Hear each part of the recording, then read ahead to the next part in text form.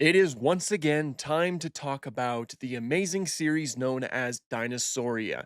A brand new episode was just released today known as Monsters Down Under. And there's a lot of really cool things to talk about right here. As per usual, it's going to be filled with like basically nothing but praises because this is just it's incredible. Practically everything about it is incredible. There's so many really cool things to talk about right here.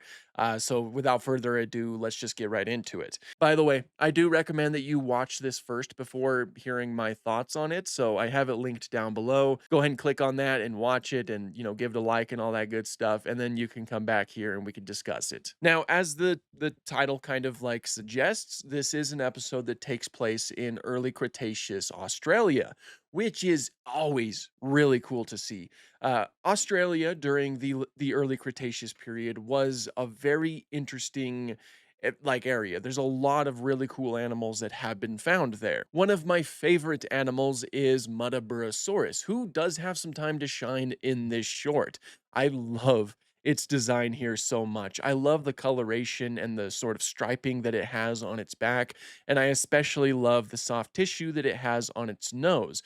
It's in the form of these little like inflatable balloons, basically, which is something that Muttaburrasaurus possibly had. In fact, that's how it was portrayed in the original Walking with Dinosaurs. But they are portrayed as completely bipedal. They have a lot of beef to them, like their necks are relatively thick and whatnot, and their movements. That's not something that I've talked about too much recently, but their movements are just phenomenal. Like it's just subtle things. A lot of the time, they're just kind of stopping and staring around, and they just like have little short movements as they stare at something, which is something that makes them feel it makes them feel alive. It makes them feel real.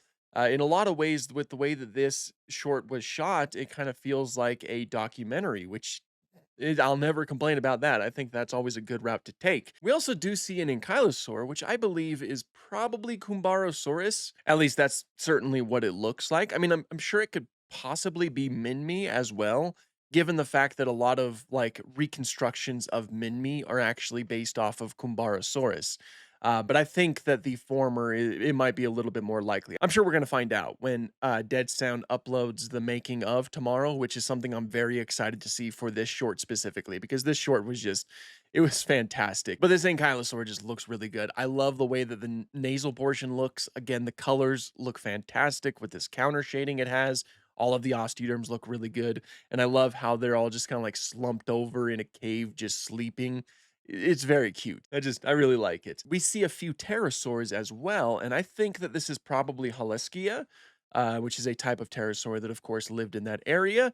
They look great here too. I love the way that the pycnofibers look. The colors are just really nice. You have some purples with some yellows in the face, which are, of course, our complementary colors. I love the way that those little needle teeth look.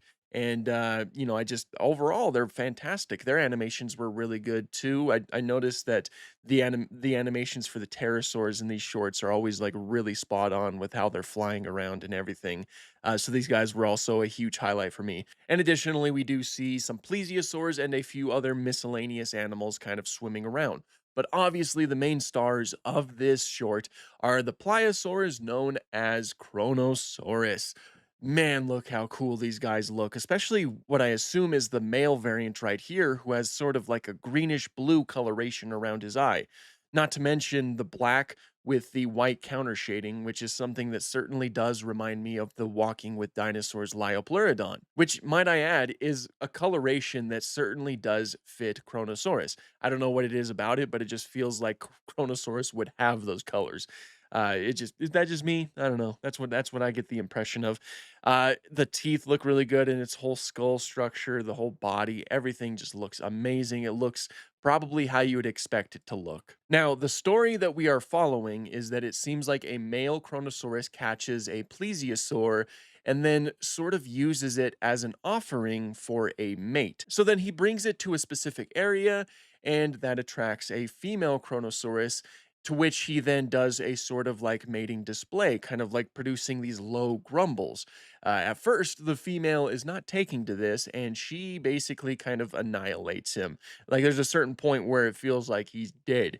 It was quite sad for a bit there, but he's eventually able to impress her, and she takes the offering, and they are able to breed. As when the short ends, there is the female Chronosaurus with a baby Chronosaurus, which is very nice. It was a very nice and, fairly simple story. And that's the kind of stuff that I love about this. Now, I really just want to talk about the visuals in large part because this short was just gorgeous, like all the way down to like some of the sunsets or the way that the light shines into the water, or even just the simple shots of the Muttaburrasauruses just kind of walking around the frozen body of water. Everything just looked beautiful, and the colors that were used in this short were just really nice. Like that's something that my wife brought up, is that she absolutely loved the color palette that was used in this short film, and I certainly agree with her. And to add on to that, as per usual, the music was incredible. It complemented the visuals quite nicely, and in large part, it kind of did feel like you were watching a simple nature documentary.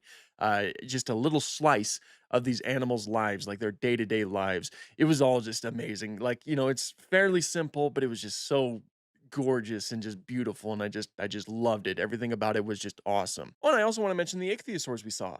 How cool do they look? Their colors are just look, and the close up of this one with the blues and the oranges and like the counter shading, the white and the black counter shading. Oh, that's probably one of the best ichthyosaurs that I have ever seen in any piece of media, because like those colors are just gorgeous. I love them. So yeah, is it really a surprise that I love this short?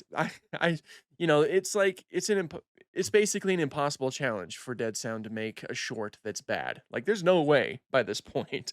Every single time it's always just so incredibly artistic, and it tells a really fantastic story.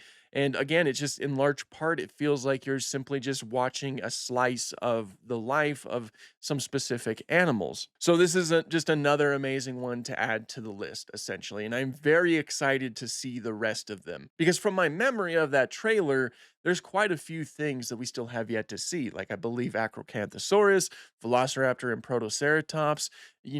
We so far, Dinosauria Volume 2 has been just incredible. In a lot of ways, like a step up from Dinosauria Volume 1, which is saying a lot because I already hold Dinosauria Volume 1 in such high regard. So it's incredible. Be sure to let me know what you guys thought of the short down below. And until next time, thank you so much for watching, and have an awesome day.